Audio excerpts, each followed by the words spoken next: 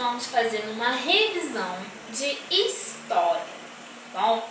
Eu quero que vocês peguem aí o livro de vocês Eu Gosto e abram na página 233. Peguem aí que eu vou estar esperando um pouquinho, tá bom?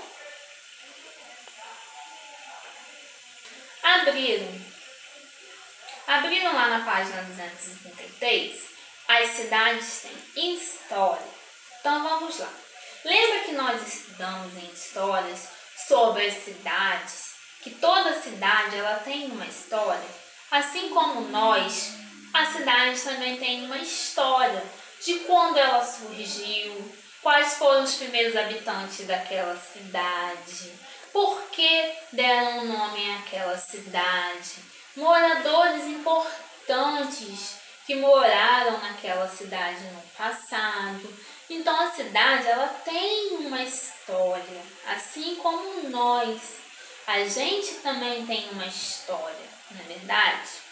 Então, as cidades são divididas em bairros ou ruas, não é verdade? Nós vimos que antigamente o nome de uma rua, ou seja, o nome de uma rua de uma cidade, era escolhida através de um ponto de referência daquela cidade ou o nome de um morador importante naquela cidade, tá? Hoje em dia é feito assim? Não. Hoje em dia, para a gente nomear uma rua, tem que existir o quê? Um projeto de lei criado e tem que ser aprovado lá na Câmara dos Vereadores, tá? A Câmara é o lugar onde trabalham os vereadores da nossa cidade. Então, tem que existir um projeto de lei e tem que ser aprovado esse projeto de lei para nomear uma rua, tá bom? Vamos continuar. A gente viu que toda rua tem um endereço, não é verdade? O que é o endereço? É o nome dessa rua, é o CEP, é o número da casa. Por que foi criado o endereço? O endereço ele foi criado para facilitar a entrega de correspondência dos correios e para facilitar a gente saber onde mora uma determinada pessoa, onde fica um determinado estabelecimento. Por exemplo, vamos chegar lá em Macaé e vou procurar uma Fernanda. Eu quero saber onde mora a Fernanda. Ué, mas Fernanda tem milhares em Macaé. Tem muitas pessoas chamadas Fernanda. Como que eu vou descobrir onde mora a Fernanda? Eu preciso entregar uma encomenda para ela. Então, a Fernanda vai escrever na encomenda lá o nome da rua dela, o CEP, a cidade e o bairro. Dessa forma, eu vou conseguir chegar até a Fernanda e entregar a correspondência a ela, tá bom? Então, o endereço é isso, ele facilita a entrega dos correios de correspondências e facilita a gente saber onde mora uma determinada pessoa. Bom, vimos também a sigla de CEP. O que significa CEP? Código de endereçamento postal. Então, CEP significa isso, Código de Endereçamento Postal. Ele foi criado porque o número de casas aumentou muito. No passado, bem lá no passado, não tinha muitas casas, prédios, ruas e apartamentos como existe hoje. Entendeu? Então foi preciso criar o CEP para facilitar, tá? Porque o número de casas aumentou consideravelmente, tá? Então aumentou muito o número de casas. Então foi criado um CEP para cada bairro, tá bom? Continuando aí, a gente vai ver também que nas ruas a gente pratica algumas atividades coletivas. O que são atividades coletivas mesmo? São atividades que a gente realiza em grupo, um grupo de pessoas. Se eu realizo uma atividade sozinha na rua, é uma atividade coletiva? Não. Eu estou sozinha, coletiva, porque eu realizo em grupo, um grupo de pessoas, tá bom? Quais são as atividades coletivas que a gente pode desenvolver numa rua? A gente pode fazer um desfile, a gente pode fazer uma passeata, a gente pode fazer uma feira, uma exposição de feira, tá bom? Então tem várias atividades, exposição, eu posso expor alguns trabalhos, então tem várias atividades que a gente pode desenvolver numa rua. A rua, gente, lembrando também, a rua é um espaço que público, ou seja, ela pertence a todos nós. Ela não é um espaço particular, ela é um espaço público, tá bom? Continuando, a gente vai ver aqui, ó, que as ruas se transformam com o passar do tempo, lá na página 235. É o que eu expliquei. Antigamente, as cidades eram diferentes. As cidades eram menores, as ruas eram menores, elas eram diferentes do que são hoje. Antigamente, por a cidade ser menor, as ruas eram menores, tinham poucas ruas numa cidade. Hoje em dia não. Hoje em dia tem várias ruas, porque a cidade ela fez isso, ela cresceu. Bom, então as ruas elas se transformaram com o passar do tempo. Antigamente, uma rua não tinha muitas casas. Era uma casa aqui, mais lá na frente outra, depois outra. Não eram asfaltadas, eram casas baixas. Com o passar do tempo, a quantidade de população, a quantidade de pessoas aumentou. Então, o que aconteceu? Mais pessoas foram construindo casas. Então, essas casas passaram a ficar muito próximas umas das outras. Não tendo mais espaço para ir para o lado, o que fez? Foram surgindo os apartamentos, os prédios, né? As ruas precisam o quê? Ser asfaltadas, ser iluminada, ter tratamento de esgoto. Então, as ruas se transformaram com o passar do tempo. Bom, vimos também que os moradores de uma rua eles podem se associar. Lembra da associação de moradores? Então, o que é a associação de moradores mesmo? É quando um grupo de uma pessoa, de um bairro ou de uma rua, eles se reúnem e buscam melhorias para aquele bairro ou para aquela rua, tá? A minha rua não tem tratamento de esgoto, eu vou me reunir com outros moradores daquela rua e vou buscar essa melhoria para minha rua, tá bom? Então isso que é associação de moradores. Os moradores se associam, eles se juntam e buscam melhorias para o seu bairro ou para a sua rua, tá? Vamos lá. Agora a gente vai para a lição 2, 239, a vida no campo. Vamos recordar um pouquinho na vida no campo? Então vamos lá. Primeiro a gente tem que saber o que é campo. O que é espaço rural? Espaço rural é o espaço que? Do campo. São as fazendas, os sítios. E espaço urbano é o espaço que corresponde às cidades. São as grandes cidades, tá? Vamos lá então. Antigamente existiam os povos nômades.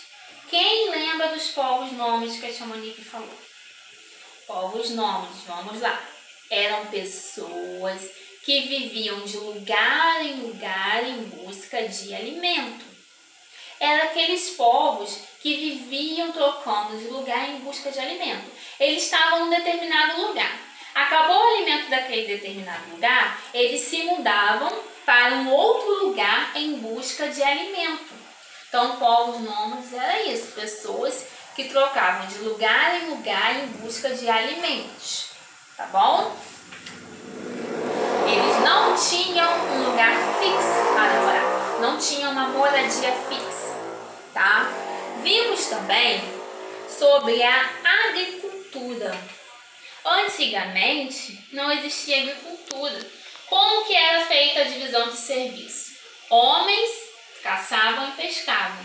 Mulher retirava da natureza todos os tipos de coisas que existiam, todos os tipos de alimentos, né? Então, surgiu a agricultura. Como que surgiu a agricultura?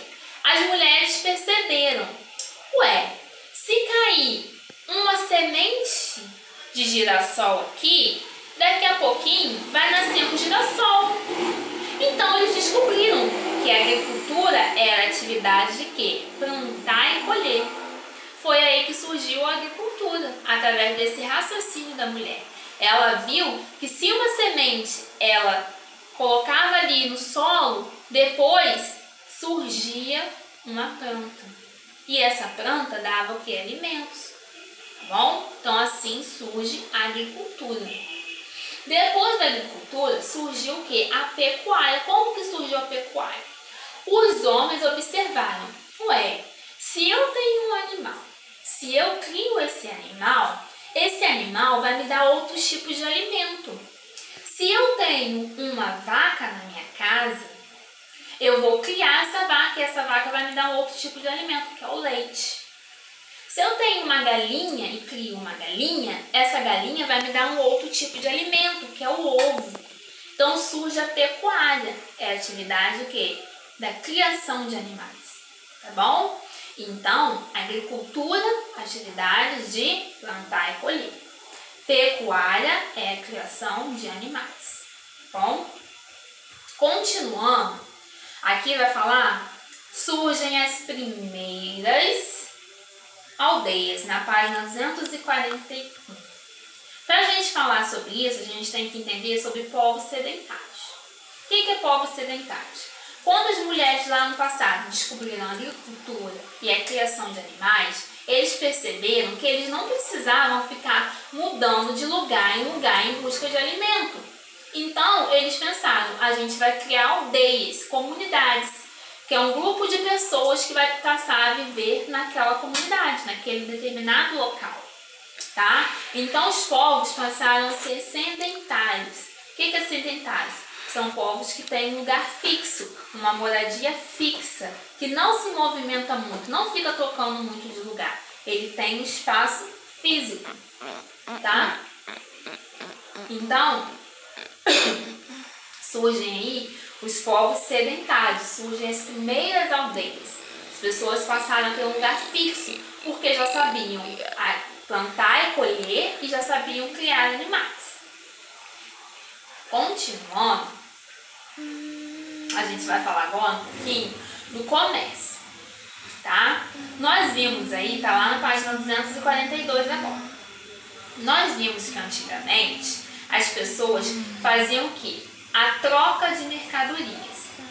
Se eu, na minha comunidade, eu plantava cana-de-açúcar e você, na sua comunidade, plantava trigo, a gente ia viver só você com seu trigo, só eu com a minha açúcar? Não.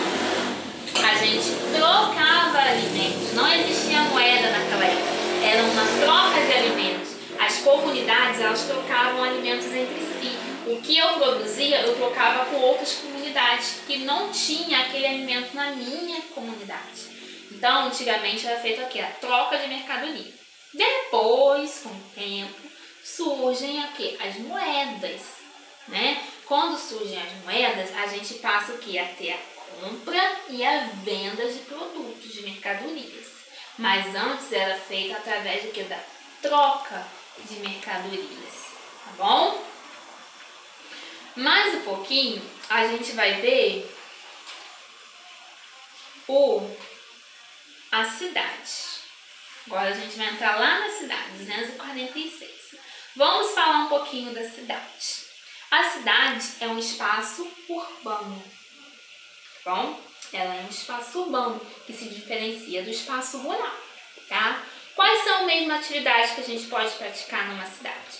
A gente tem atividades industriais, que são as indústrias, temos o comércio e temos a prestação de serviços, tá? Comércio é o quê? Compra e venda de um produto, tá? Prestação de serviço, quando eu presto o meu serviço para alguém. Eu sou manicure.